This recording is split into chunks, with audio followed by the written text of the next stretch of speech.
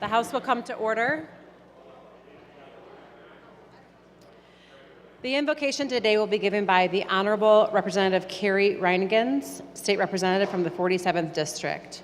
Will members, staff, and guests in the gallery please rise? Thank you. As we enter this chamber today to work on behalf of more than 10 million Michiganders, I invoke for guidance 3 of the 8 principles upon which we Unitarian Universalists rely.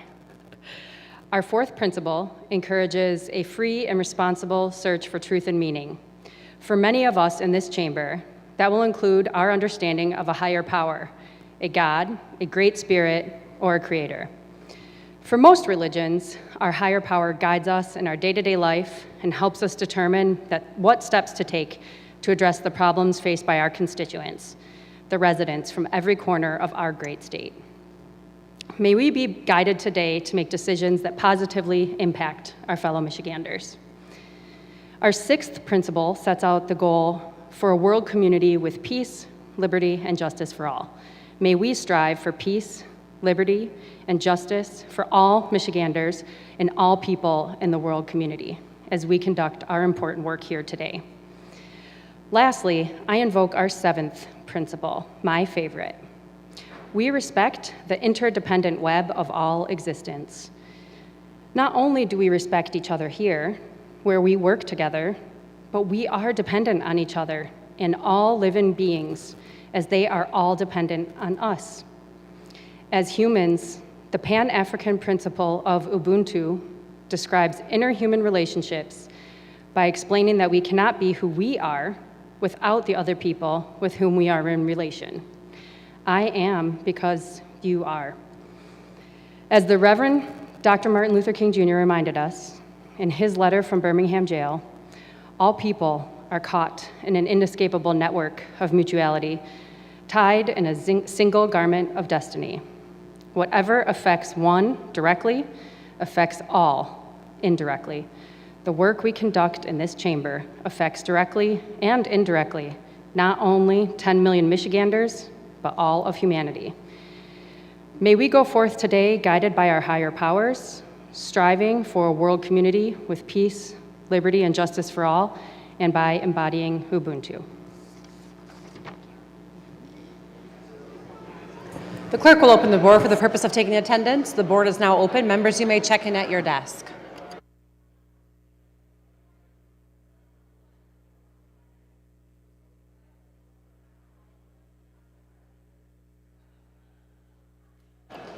The Midwesterner out of Muskegon has permission to record today's session. TV 19 WZMQ out of Marquette has permission to record today's session.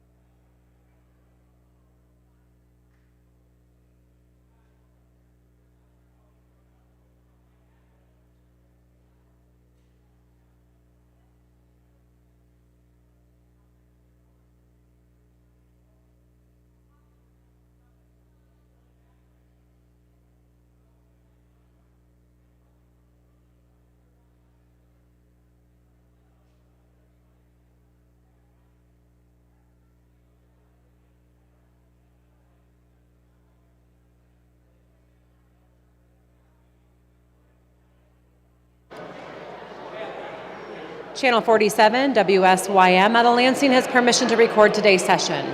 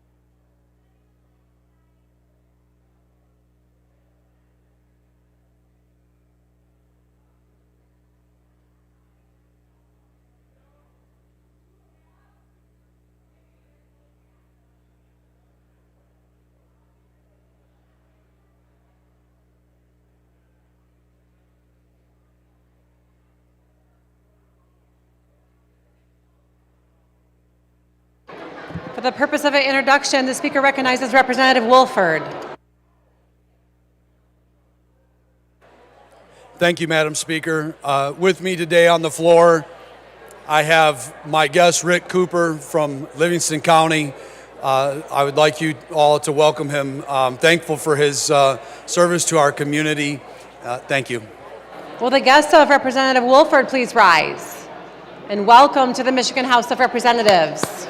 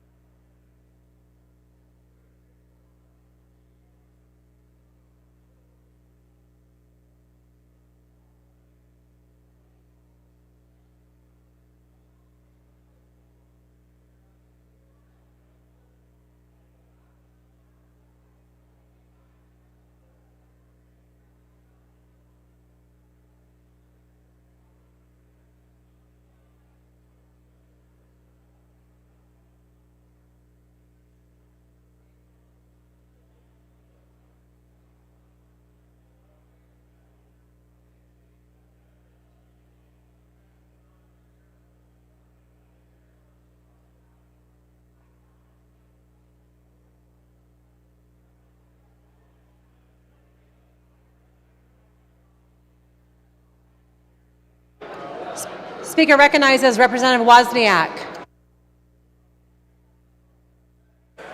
Thank you, Madam Chair. The JCAR meeting from this morning is now adjourned. Thank you. Members, please take note.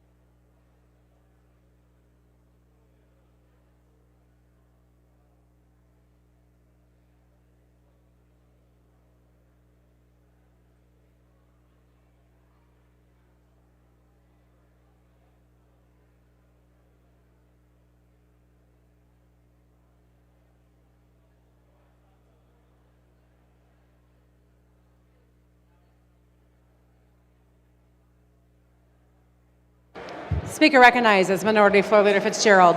Thank you, Madam Speaker. Move to excuse Representatives Kofia, Farhat, Myers-Phillips, Whitsett, and Wilson, please. So ordered. Speaker recognizes Majority Floor Leader Postumus. Thank you, Madam Speaker. I move to excuse Representatives Kuhn and Leitner. So ordered. The clerk will close the board, tally, display, and announce today's attendance. Madam Speaker, a quorum of the House is present. There are no members absent with prior excuse. Will members, staff, and guests in the gallery please rise and join me now in reciting the Pledge of Allegiance.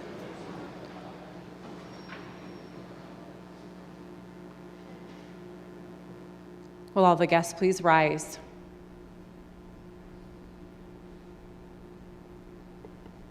I pledge allegiance to the flag of the United States.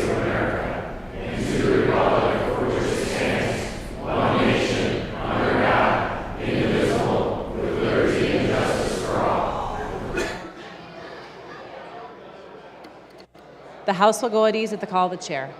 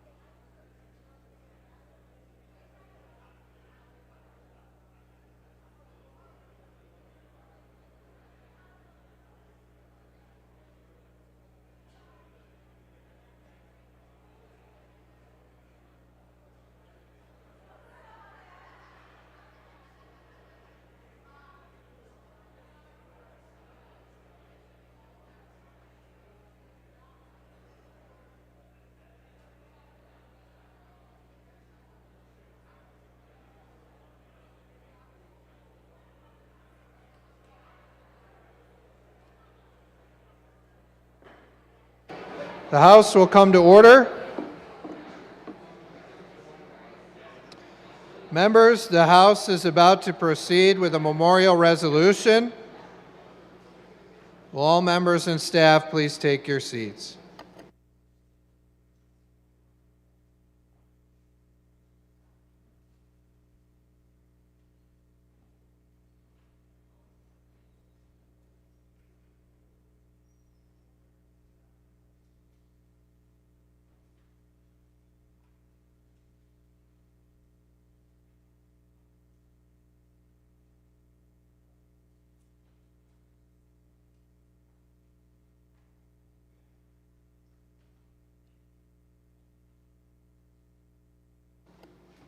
Speaker recognizes Majority Floor Leader Postumus. Thank you, Mr. Speaker. I move that the House proceed to the order of motions and resolutions and take up House Resolution 166. Without objection, so ordered. The clerk will read. The Speaker, on behalf of the entire membership of the House of Representatives, offers House Resolution number 166, a resolution of tribute offered as a memorial for Shelley Goodman Taub, former member of the House of Representatives. Whereas it is with great sorrow that we learned of the passing of Shelley Goodman Taub, who served with distinction as the representative of the former 40th District from 2003 to 2006. She will always be remembered, always as a dedicated public service, not only by those she represented in the Oakland County area, but by the state of Michigan as a whole. And whereas Shelley Goodman Taub was born in Detroit and attended the University of Michigan, where she received her degree in education. Along with her husband, Steve, who she married in 1961, Shelley traveled across the country, living in Missouri, Arizona, and California before returning home in 1969. For 3 decades, Shelley dedicated her life to serving those around her as a school teacher and medical office manager. From 1993 to 2002, Shelley served her future constituency as an Oakland County Commissioner, demonstrating a deep commitment to her community and drive toward public service. This drive would launch her journey to statewide service, which culminated in a successful bid for the 40th District seat in the Michigan House of Representatives in 2002. And whereas Shelley's 2-term tenure in the Michigan House of Representatives began in 2003, and upon arrival in this chamber, she demonstrated her tenacity and commitment to the office by serving as chair of the House Appropriations Subcommittee on General Government and as vice chair of the Appropriations Subcommittee on State Police, Military, and Veterans Affairs. Throughout her time in the legislature, Shelley also served with distinction as chair of the House Appropriations Subcommittee on Transportation and as vice chair of the Appropriations Subcommittee on History, Arts, and Libraries. She also served as a member of the House Appropriations Subcommittee on Community Health and as a member of the Medicaid Task Force. During her 2nd term in this chamber, Shelley also served as the Majority Caucus Vice Chair. These roles exemplified her interest in serving her constituents in furtherance of a variety of matters important to her, including the health and well-being of Michiganders statewide. And whereas Shelley's priorities in government were also reflected in her professional and personal activities following her service to this chamber. Initially intending to retire from public service in 2007, Shelley ultimately found that task impossible. In 2009, she once again successfully ran for a seat on the Oakland County Commission. She would remain in public service as a member of that body until 2020. In total, Shelley served Oakland County in that role for 20 years. During her tenure as a commissioner, Shelley championed an appropriation of over $2 million in federal funding to support cultural institutions negatively impacted by the COVID-19 pandemic, which reflected her deep devotion to supporting the development of the arts in Oakland County and statewide. From 2009 to 2020, Shelley was a member of the National Association of Counties Arts and Culture Commission, which she chaired from 2019 to 2020. She also served the organization as vice chair of its Human Services and Education Steering Committee. In 2016, Shelley was elected as the president of the Michigan Association of Counties, an organization she had been a board member of since 2012. Those who knew her would not be surprised at these accomplishments, as her passion and skill in serving the interests of the community she loved were evident, and these qualities are what she will always be remembered for. And whereas, along with recognizing Shelley's contributions to this chamber, as well as to our state as a whole, we also offer our condolences to her loved ones. We guarantee that her 3 children, Adam, Jennifer, and Andrew, and each of their families, that Shelley's accomplishments and years of service to the legislature, Oakland County, and the state of Michigan shall always be remembered. Now, therefore, it be resolved by the House of Representatives that we offer this expression of our highest tribute to honor the memory of Shelley Goodman Taub, a member of the House of Representatives from 2003 to 2006. And be it further resolved that copies of this resolution be transmitted to the Taub family as evidence of our lasting esteem for her memory.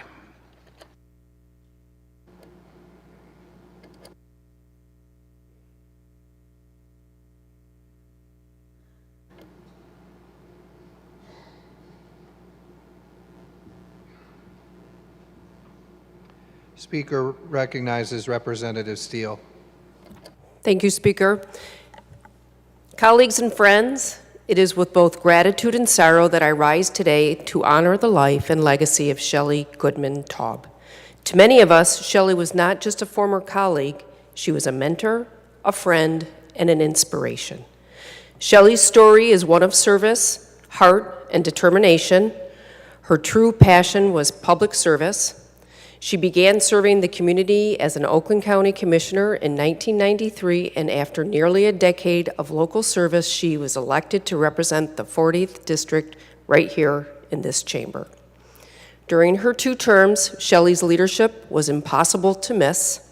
She chaired the House Appropriations Subcommittee on General Government, led the Transportation Subcommittee, and was a strong voice for veterans, public safety, and community health.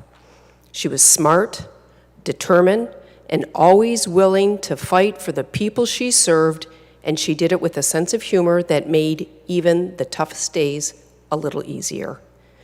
When her time here in the House concluded, Shelley did not slow down. She returned to Oakland County Commissioners, with the Oakland County Commissioners, where she served an additional 11 years. In Oakland County, we miss the day when Shelley was our thoughtful commissioner, where she professionally represented our residents. Shelley served as president of the Michigan Association of Counties and worked alongside 19 past commissioners who are current House colleagues, including but not limited to Rep. Kuhn, Bierlein, Borton, Rep. Leitner, Rep. Rogers, Rep. Jenkins Arno, and 6 senators, including Senator Runstead and Senator Kleinfeld. This list of current members is a clear example of her stellar mentorship. But what I will miss most about Shelley isn't her list of accomplishments, it's her lion's heart. She was fierce when she needed to be, funny when she needed to be, and when we all needed a laugh, and her compassionate heart was shown when we needed a friend. To Shelley's children who are here today, Adam and Jennifer, and sorry Andrew could not be here, and her 5 grandchildren, we share your loss and we share your pride. Shelley left a mark on every one of us and on the state of Michigan in which she loved. Let us honor Shelley Goodman-Taub by carrying forward her energy, her passion, and her determination to make Michigan a better place for everyone. We are here for a short time, and a reflection of our life is based upon those lives we touched. And Shelley touched many. Thank you. The question before the House is the adoption of House Resolution 166. All members in favor of the memorial resolution, please rise. The resolution is adopted. Speaker recognizes Representative Steele. Thank you, Speaker. I would like to recognize her children today that are here with us today, Adam and Jennifer, and I would like to honor them with a tribute and a flag that has flown over the Capitol. Will the guests of Representative Steele please rise? Thank you for sharing in Representative Shelley Goodman-Taub's service to the state of Michigan, and welcome to the House of Representatives.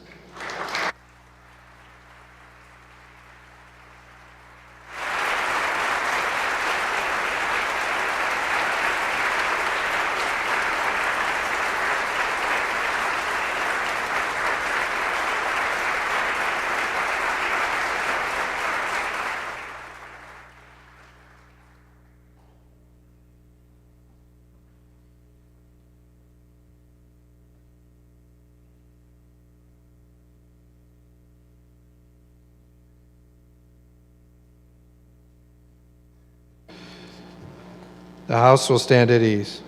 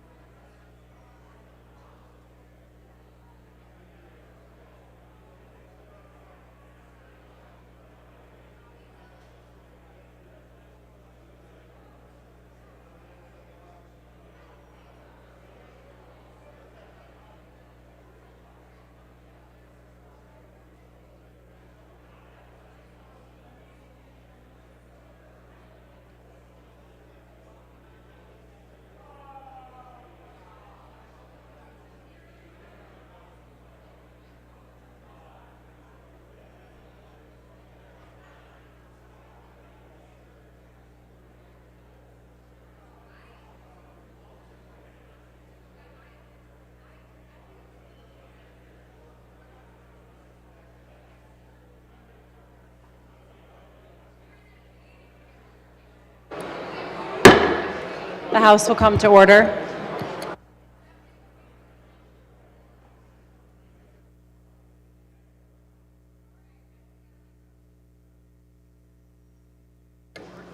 Speaker recognizes Majority Floor Leader Posthumous. Thank you, Madam Speaker. Continuing on the order of motions and resolutions, I move that the House take up House Resolution 167. Without objection, so ordered. The clerk will read. House Resolution Number 167, introduced by Representative Pavlo, a resolution to declare September 13th, 2025 as Recovery Day in the state of Michigan.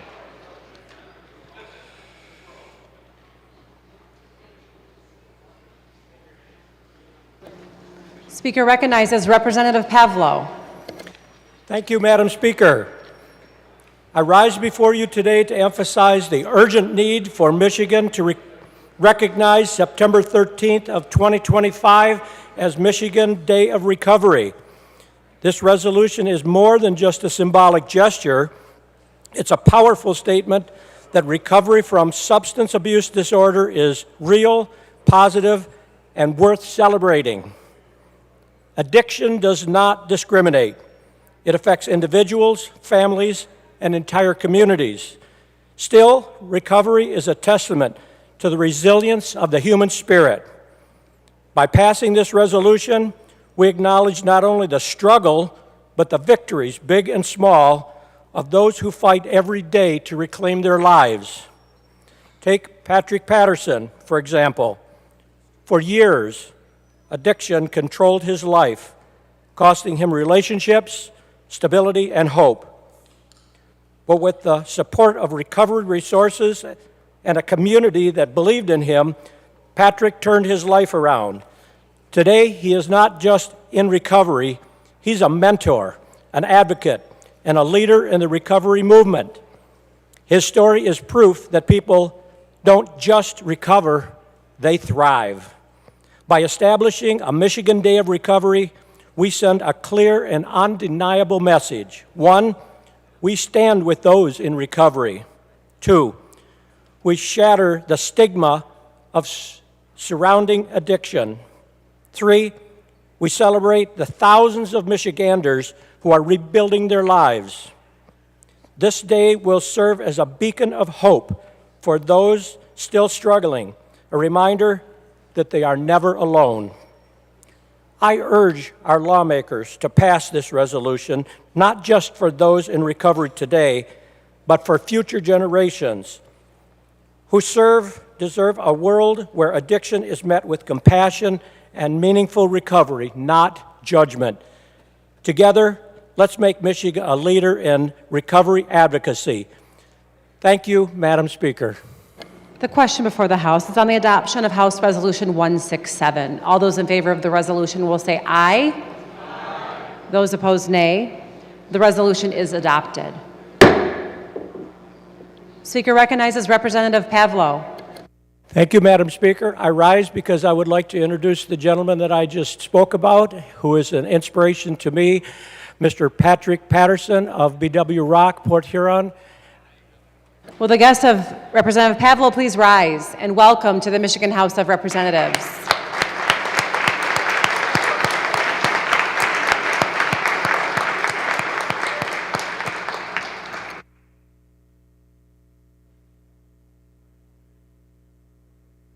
Speaker recognizes Majority Floor Leader Posthumous. Continuing on the order of motions and resolutions, I move that the House take up House Resolution 168. Without objection, so ordered. The clerk will read. House Resolution Number 168, introduced by Representative Arbit, a resolution to urge the Trump-Vance administration to cease and desist from the radical policies of state socialism, including the partial nationalization of Intel Corporation, and encourage the federal government to refrain from any further nationalization of private corporations so that free market capitalism may flourish in Michigan and across the United States. The resolution is referred to the Committee on Government Operations.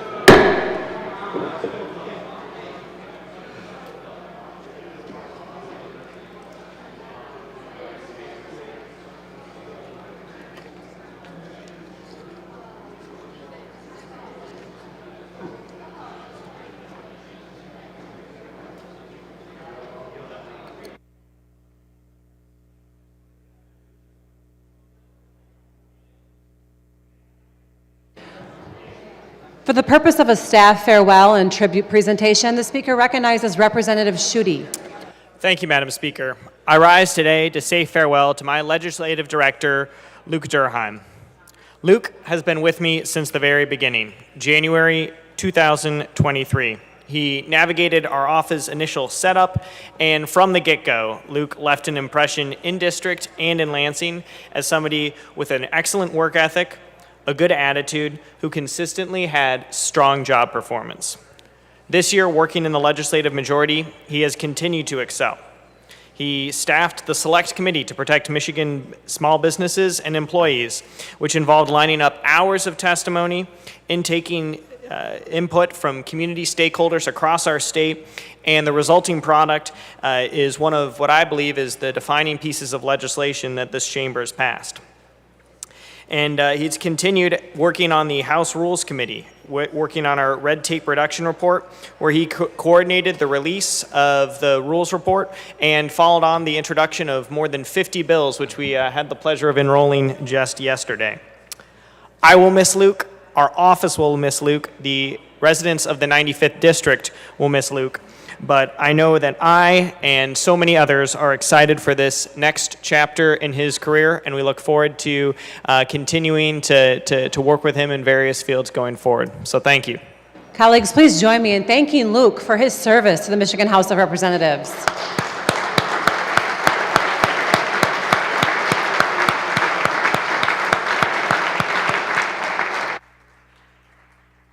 Speaker recognizes Representative Schutte. And to thank Luke for his service, I have a special tribute. Luke has certainly had his hand in designing many of these tributes, so I think it's certainly time that he gets one himself as a token of appreciation for all his work of the people of Mid-Michigan. Thank you, Luke, once again.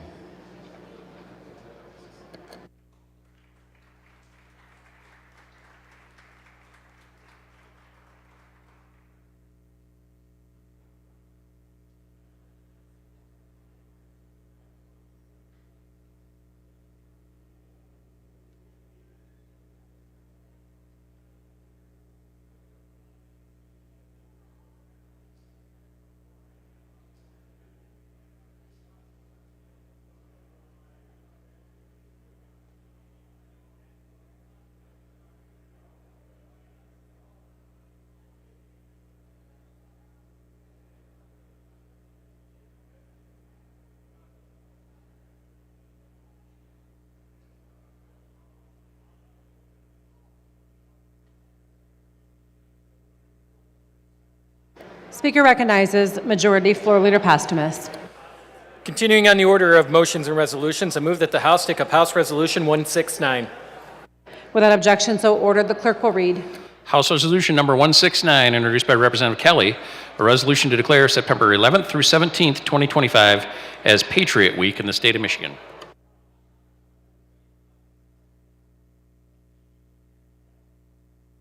Speaker recognizes Representative Kelly. Thank you, Madam Speaker. We recognize that an understanding of history of the United States and the first principles of the United States is indispensable to the survival of the U.S. as a free people, acknowledging in great reverence that citizens to the U.S. should take time to honor the first principles, founders, documents, and symbols of their history, recognize that each generation should renew that spirit of the United States and encourage citizens, schools, and other educational institutions in federal, state, and local governments and their agencies to recognize and participate in Patriot Week by honoring, celebrating, and promoting the study of the history of the U.S. so that all the people of the United States may offer the reverence that is due to this free republic. Thank you. The question before the House is on the adoption of House Resolution 169. All those in favor of the resolution will say aye. Aye. Those opposed, nay. The resolution is adopted. Speaker recognizes Majority Floor Leader Posthumus.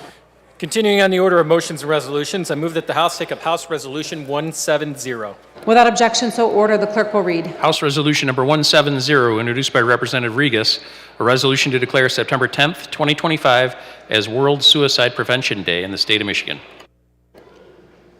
Speaker recognizes Representative Regas. Thank you, Madam Chair. Madam Speaker, Today I rise in solemn recognition of World Suicide Prevention Day, a day observed across the globe to raise awareness, honor those who we've lost, and support the survivors who carry their stories while wearing those scars forward. Suicide remains one of the leading causes of death in our country. In Michigan, it is the second leading cause of death among young people aged 10 through 24. Ages 10 to 24. These are not just numbers, these are children, sons and daughters, friends, students, and teammates. In my district, we mourn the tragic loss of Natalia Moore, a 12-year-old girl who was bullied relentlessly. Her passing shook our community to its core. Natalia was a bright, loved hockey player full of promise. Her death is a heartbreaking reminder that behind every smile, there may be a struggle we cannot see. When I was in 10th grade, my friend Scott sat next to me in study hall.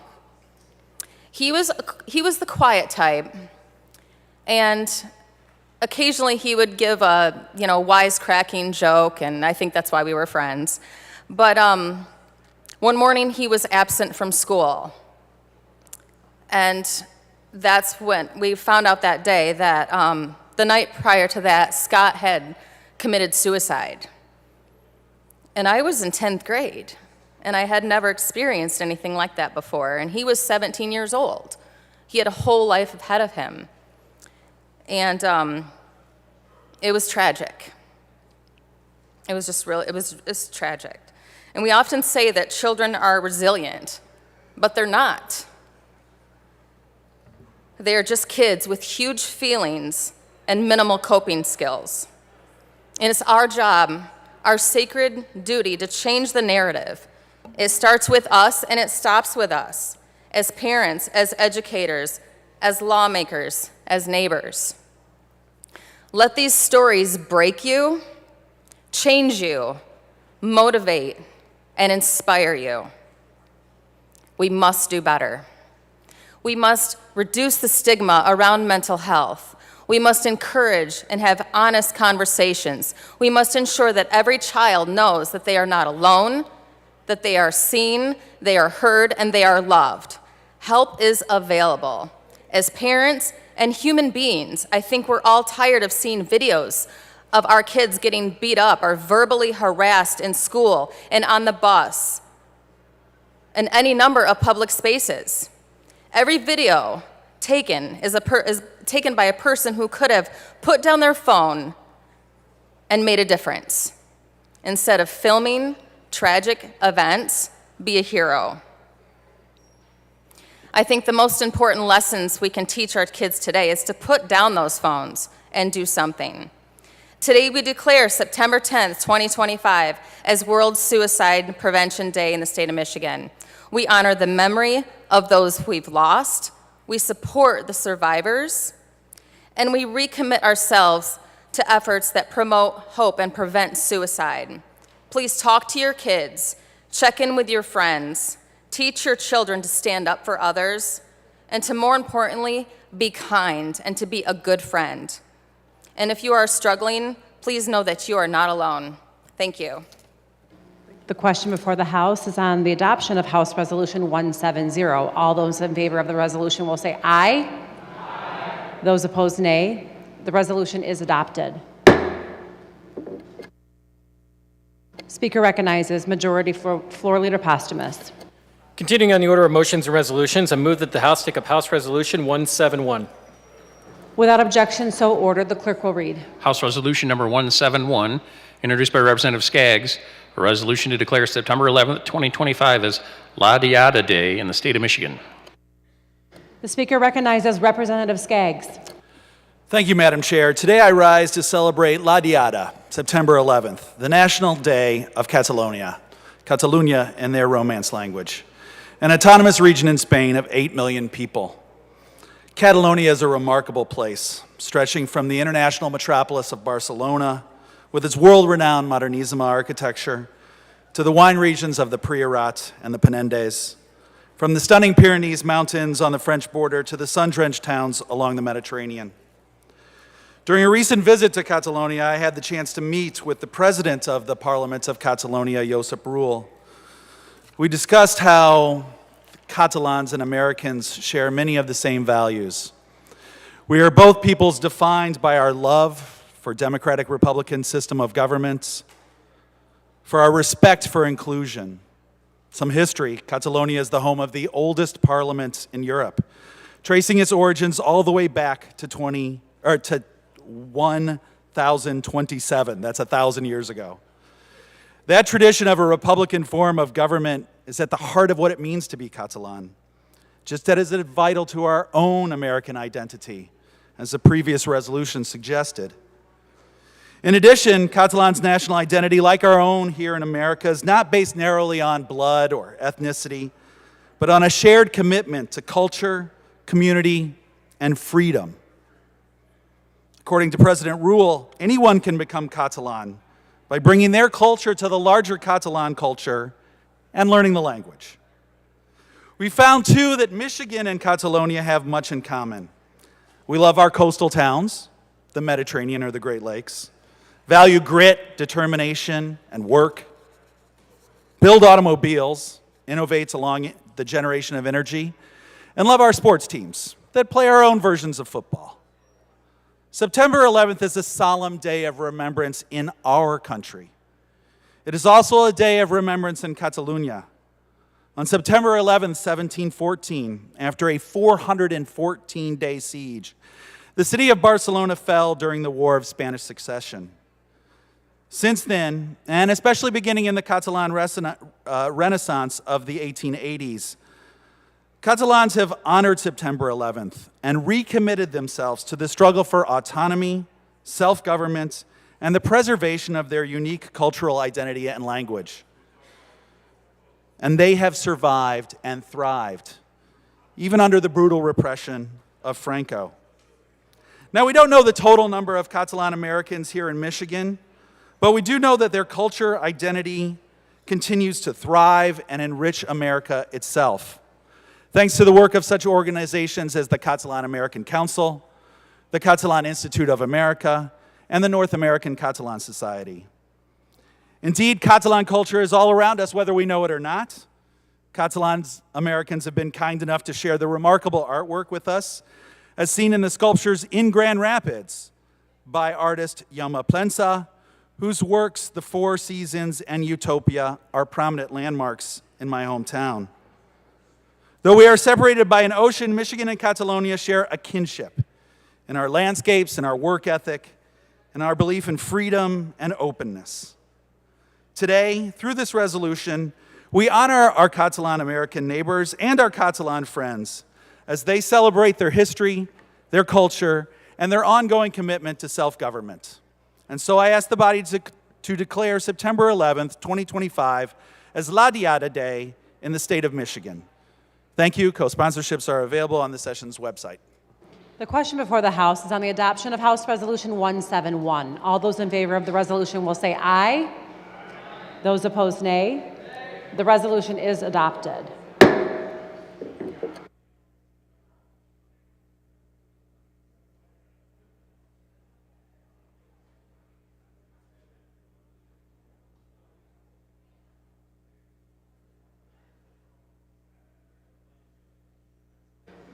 For the purpose of introduction, the speaker recognizes Representative Alexander.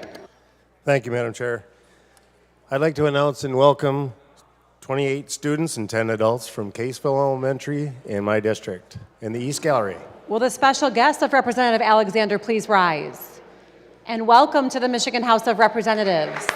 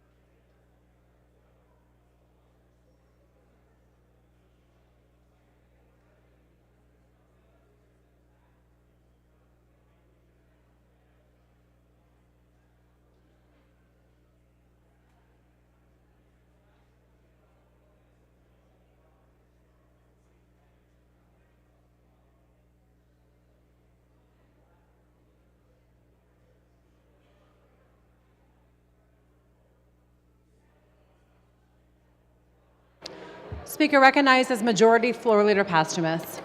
Thank you, Madam Speaker. I move that the House proceed to the order of third reading of bills and take up calendar item number 10, House Bill 4349. Without objection, so ordered. The clerk will read. Calendar item number 10, House Bill 4349, introduced by Representative Boyer, a bill to amend the Home Rule City Act. The people of the state of Michigan enact. The bill will be considered read for a third time by its title. Are there amendments? There being no amendments, the question before the House is the passage of the bill. A record roll call vote is required. All those in favor will vote aye. Those opposed, nay. The clerk will open the board.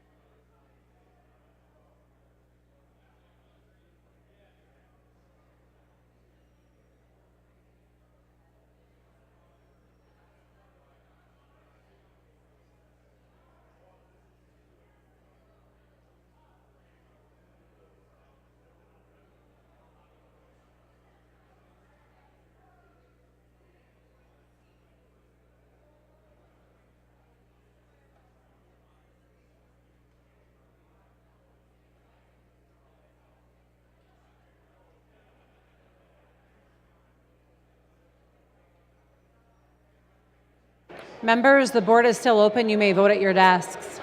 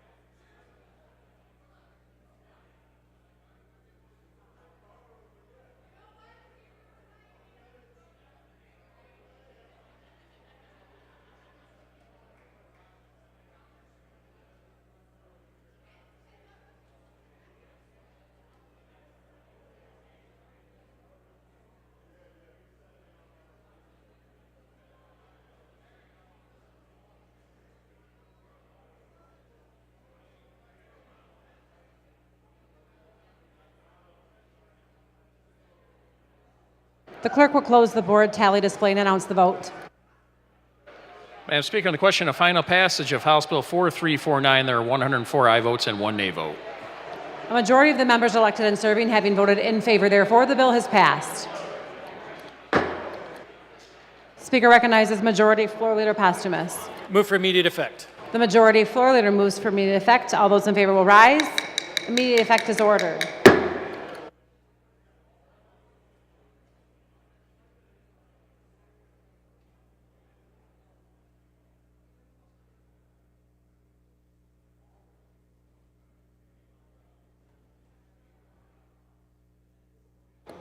Members, just to remind everybody, we are on third reading, so please remain in the chamber or we will have to enforce Rule 31.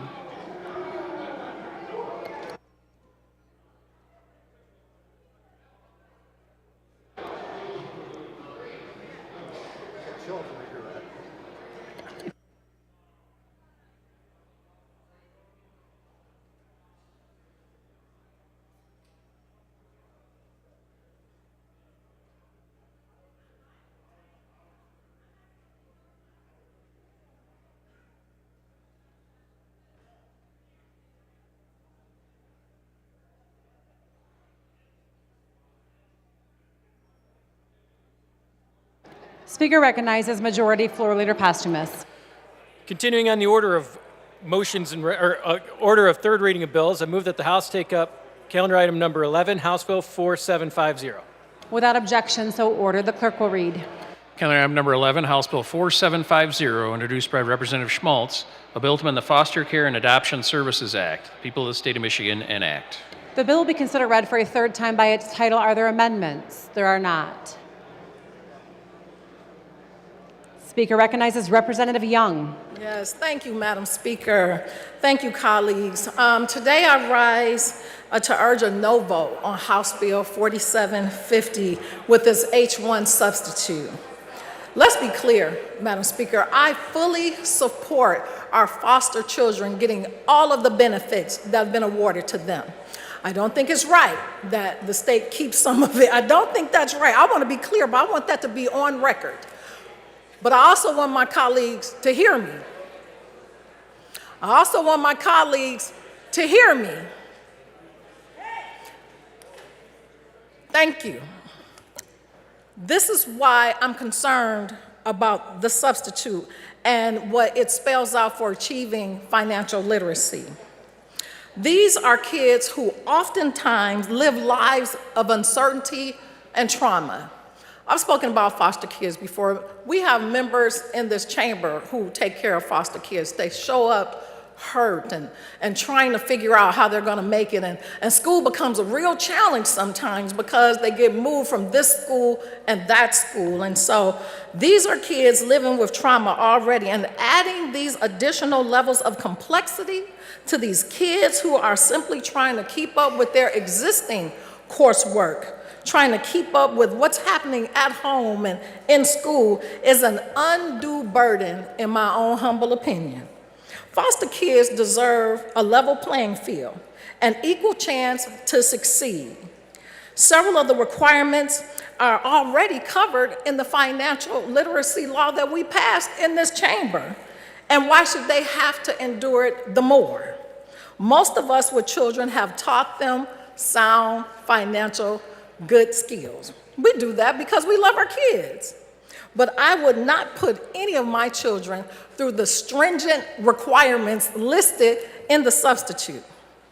In fact, no kids in our state should go through these hoops, including kids in Michigan's foster care system. I respect and appreciate the bill sponsor, but these kids are already burdened enough, and I cannot in good conscience support the substitute with all of these additional hoops for children to have to overcome. And so it is with this that I urge my colleagues to vote no on House Bill 4750. Thank you, Madam. Speaker recognizes Representative Schmaltz. Thank you, Madam Speaker. There's so much we need to do to help our foster care children, especially when they age out of the system. My bill would set aside money, a financial nest egg, so when they age out of foster care, they have money to get them started on their own. Right now, federal benefits are collected by the state to reimburse the state for the cost of care.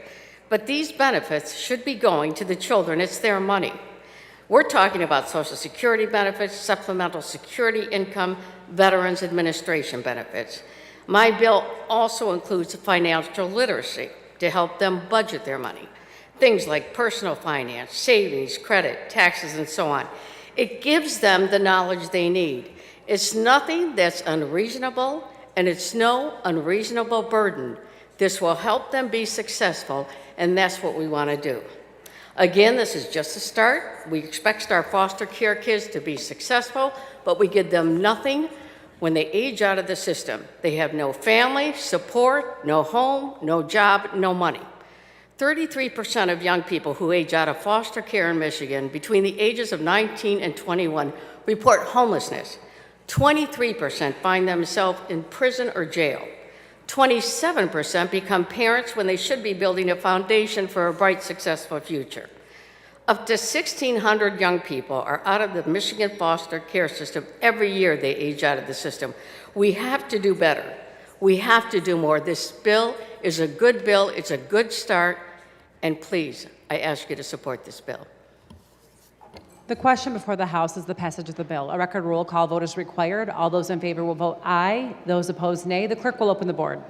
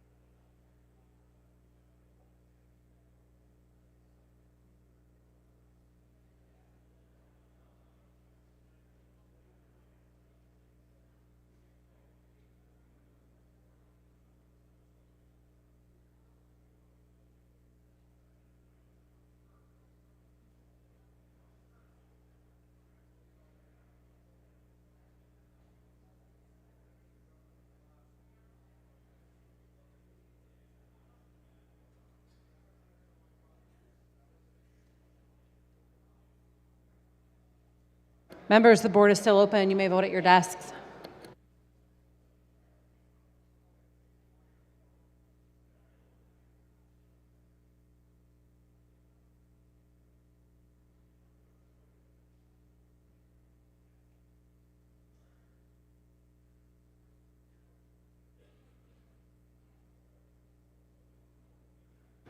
The clerk will close the board. Representative Pais votes nay.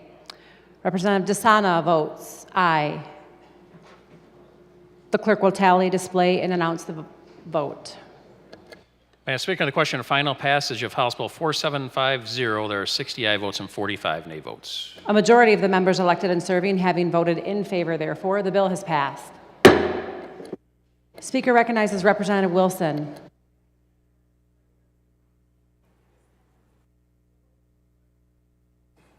Thank you, Madam Speaker. I rise to request my name removed as a co-sponsor of House Bill 4750. Without objection, so ordered. Speaker recognizes Representative Reinigans.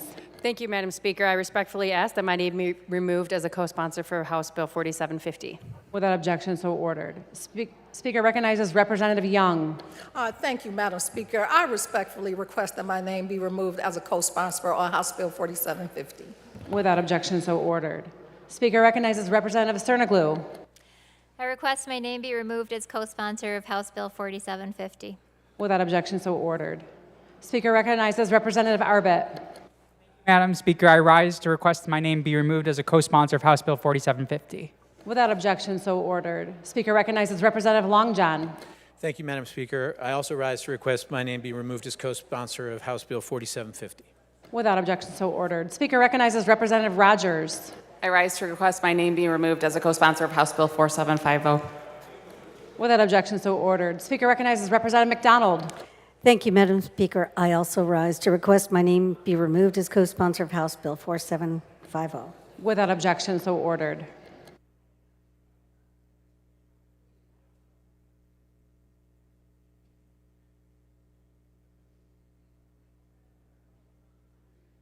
Speaker recognizes Majority Floor Leader Posthumous. Move for immediate effect. The Majority Floor Leader moves for immediate effect. All those in favor will rise. Immediate effect is ordered. Speaker recognizes Majority Floor Leader Posthumous. Continuing on the order of third reading of bills, I move that the House take up calendar item number 12, House Bill 4664. Without objection, so ordered. The clerk will read.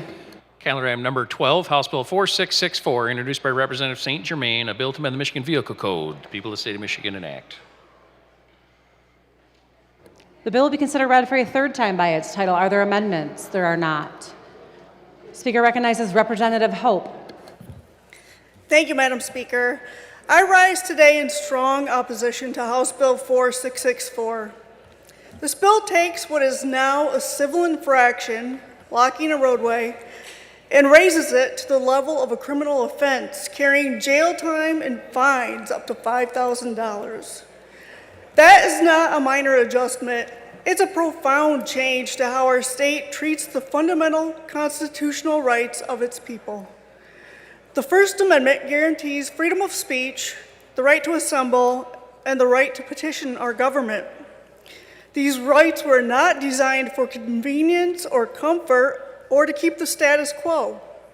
In fact, for Americans, these rights were born of revolt against the tyrannical King of England. These rights were designed for times of dissent and dissatisfaction, and our nation's history is filled with momentous examples. Suffragists filling the streets, labor activists picketing outside factories, young people demonstrating against war, civil rights marchers crossing the bridge in Selma, Alabama.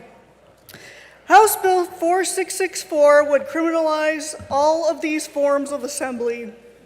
None of those demonstrations was polite or perfectly timed to appease the powerful or appeal to the apathetic, but all were essential.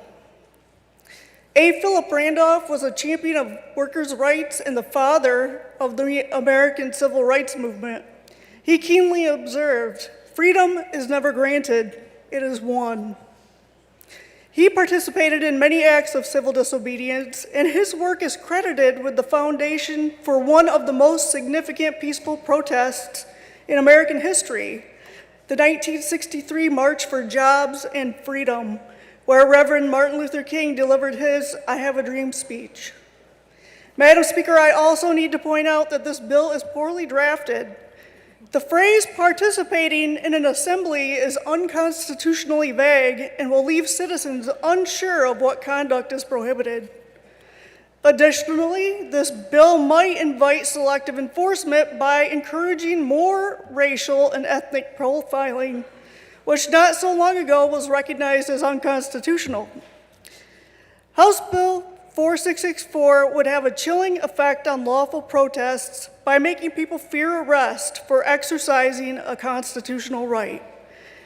It could interfere with workers' rights to picket or strike during labor agreements.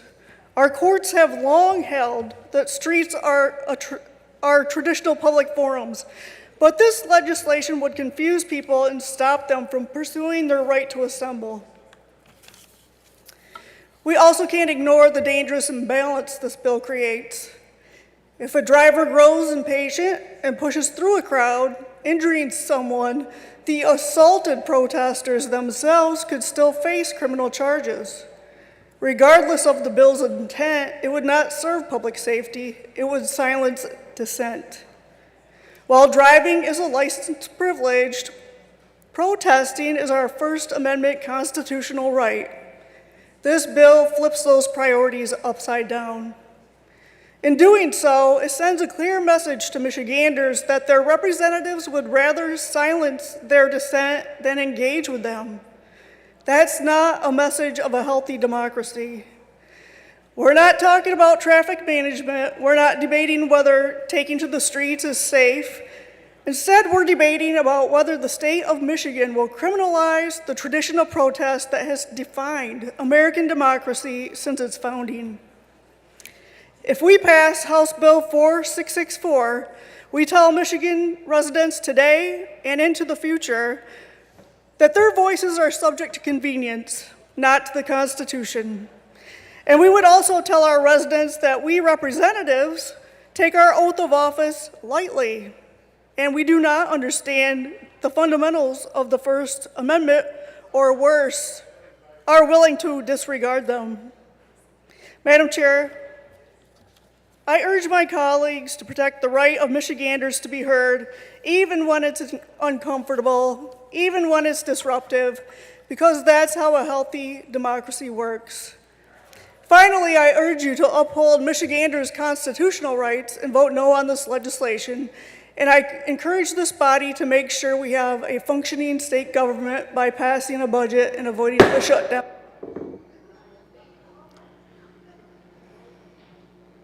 Speaker recognizes Representative St. Germain. Thank you, Madam Speaker.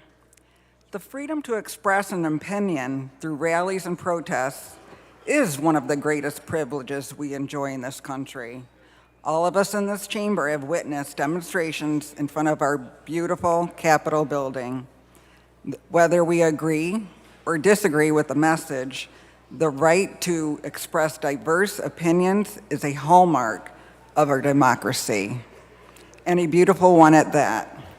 However, that right does not extend to unlawfully disrupting the lives and safety of others. The line must be drawn when individuals intentionally block roadways.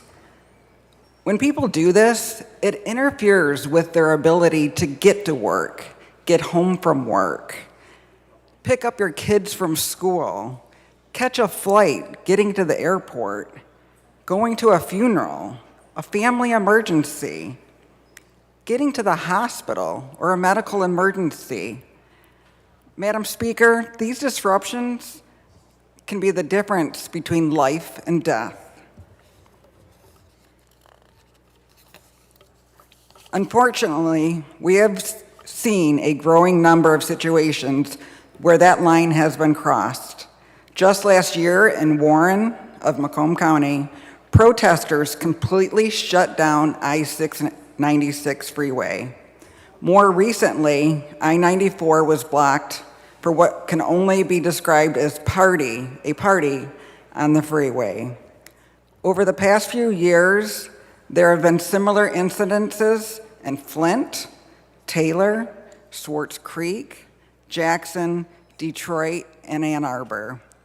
There were reported injuries and even one death. Let's be clear, these are not peaceful assemblies.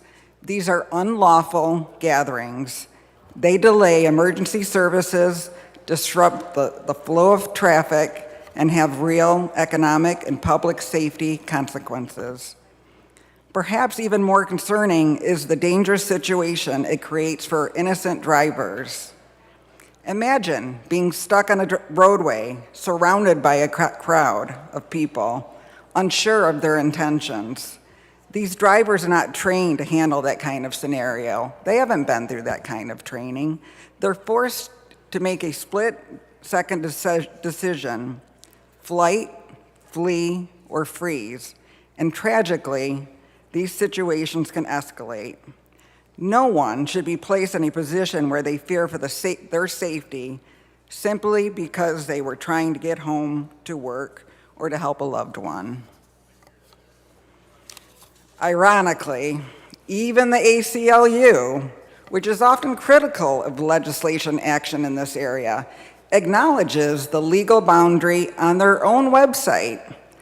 It's on their website, Know Your Rights About Protests in Michigan. They state, while sitting in a road or blocking a road may be expressing a political opinion, the act of blocking traffic is illegal and may lead to arrest. There are certain exceptions where speech is not constitutionally protected.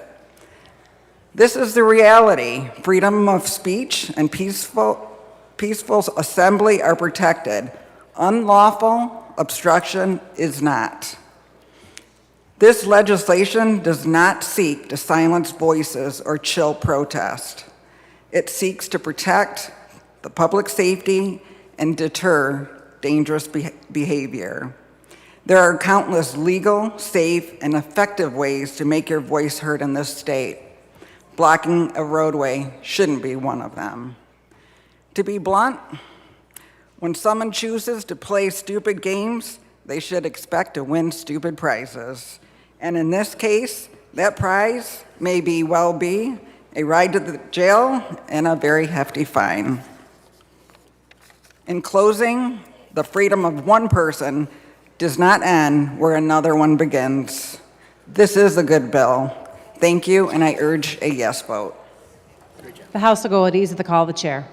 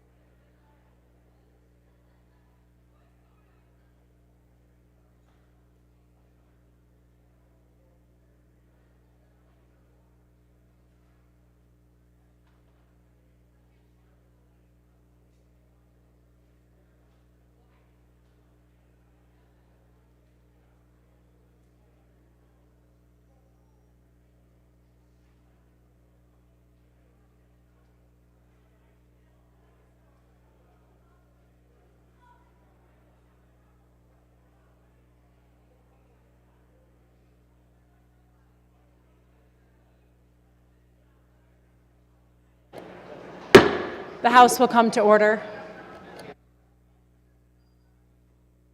The Speaker recognizes Majority Floor Leader Posthumous. Thank you, Madam Speaker. I move to pass temporarily. Without objection, so ordered.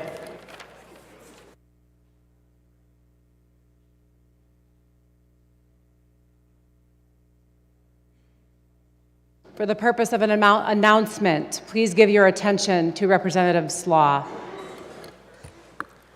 Thank you, Madam Speaker. Charlie Kirk, who I think many of you might at least be aware of, was just shot, and I believe in the neck, in the head, something like that, doing a presentation someplace. And so what I'd like to do is I'd just like to ask for a word of prayer for family, for health, that kind of thing. So if you'll allow me to do that. So ordered. Would you bow with your heads for me? Heavenly Father, we come before you. We're not worthy of anything that you give to us, but we know that you continue to give life and health and strength to many. We also know that we're in a world that is filled with trouble, in a world that's full of unrest.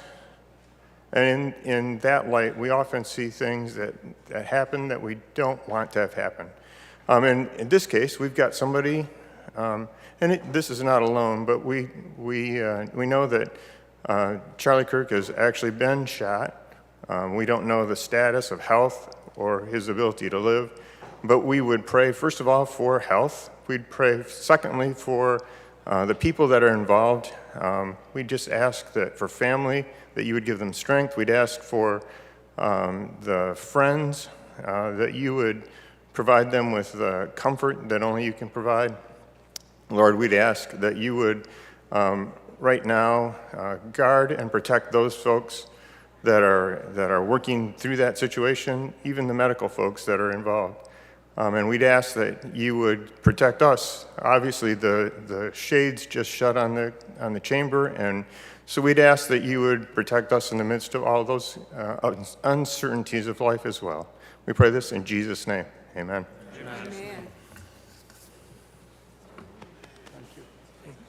The House will go at ease at the call of chair.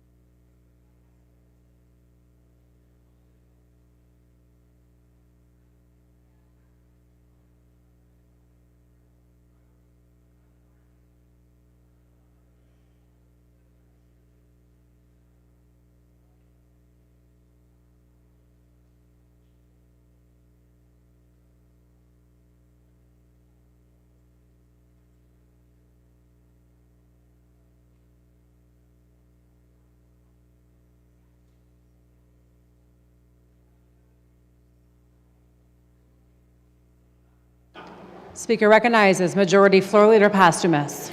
Thank you, Madam Speaker. Just to let the members know there will be no further voting today. When the House adjourns, it stands adjourned until Thursday, September 11th, 2025 at 12 p.m. noon, and I move to adjourn.